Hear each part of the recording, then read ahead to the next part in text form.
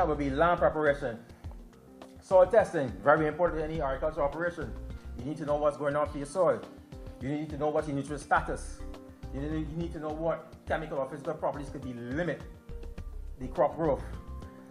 Identify what needs to be amended to the soil in terms of organic matter. You need to do a soil test before you do any production, because if the plants are not getting the required nutrition, it would affect your yield, growth, and that at the end of the day. So you need to do your soil testing so you can know, so you can manage the fertility and plant nutrition. Land prep operations should be done in accordance with good agricultural practice. So these days we're talking about sustainability, and good agricultural practices we need, because we need to ensure that our land remains productive but yet still maintain its soil quality. So everything we do must be under good agricultural practice.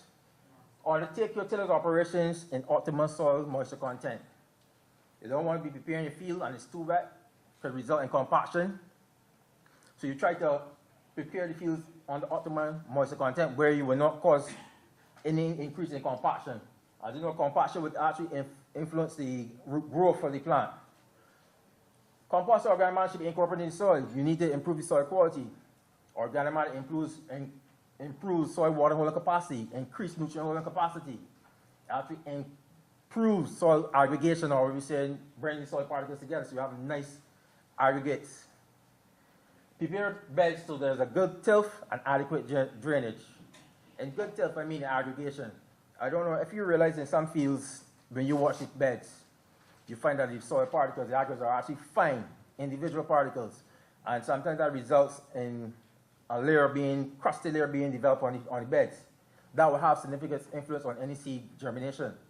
So what we want to do, yes, we till the soil, but you still don't want to so fine that you have these fine aggregates. You still want to maintain a certain size aggregate that still allows for infiltration of water to reduce that surface runoff. Hence the reason we talk about adequate drainage, we talk about infiltration rates. Any pre-plants should be incorporated before now when you're preparing your field, so when the plants are planted, seeds are planted, they have these available inputs there for them. Soil management, a very key component in an effective planting program. Utilize measures to preserve topsoil. If you lose the topsoil, you lose the more beneficial or more important part of the productive part of the soil, because the topsoil has all the nutrients. If you get on the subsoil, there's hardly anything there. So you try to prevent topsoil loss. Utilize mulch, help to protect soil aggregates from beating action and raindrops, as I was explaining earlier.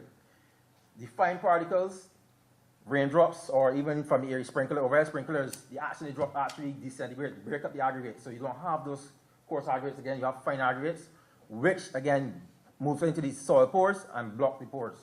So reducing your infiltration rates. Mulch helps prevent that, helps protect the topsoil, helps prevent surface runoff from that irrigation. It also reduces the soil temperature, because with mulch on your field, the temperature would actually help in terms of crop growth, because the crops through the evapotranspiration rate without any soil cover would be the temperature be higher. So there'll be more water being pulled from the soil, more irrigation needed. But if you provide that mulch, it helps reduce the temperature and helps reduce the plant moving all that water, so there's ample water being stored in the soil. Utilize crop rotation and develop a crop rotation schedule. You want to preserve your nutrient status in your soil.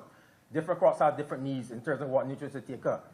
By rotating, you help preserve that.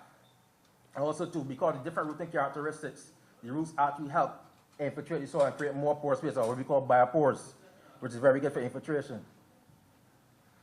Incorporate cover crops and green manures into your crop system. Again, another way of adding organic matter. Cover crops help protect the soil, helps improve the soil. Green manure, adding organic matter, improves the structure of the soil quality, nutrient holding capacity, and those things. Keep records of all activities, very important. You want to know what is done, when it's done, how it's done, who is doing it, what inputs you put in. You need to keep records. These records will come to play an importance when you come to assess at the end of your production now any problems that came up, what could be changed, what needs to be modified in terms of your cropping practices.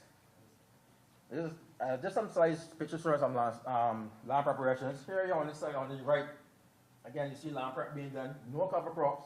You see the result of that all the topsoil is being washed to the lower slope.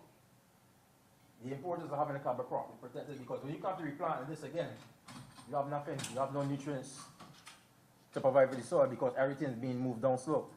So we want, hence the reason why we have a mulch or cover crop is to protect. So when you come to plant again, that soil is protected. But what you have there, that will reduce the soil quality. And on the next side of the slide, we are also looking at what I'm discussing about the aggregate size. The action in raindrops actually break the aggregates into fine particles, because you see any fine particles on the soil. You see any slight signs of what we call crusting, all that will influence seed germination rates. Here's an even better picture. All the loose material moved, and all you see now is just the hard crusted layer. Seeds won't be able to germinate through that. So what we're trying to do is trying to prevent that. So we're trying to manage the soil in a sustainable way that we can encourage seed germination, but yet still reduce the incidence of this. Hence the reason why we need to add organic matter or provide some mulch layer or cover crop to protect that surface of the soil. Because when you plant your seeds, you want to maximize your germination. So any reduce in germination rates will mean reduce in crops emergence and also your yields at the end of the year. So we need to manage the soil to prevent such things as this happening.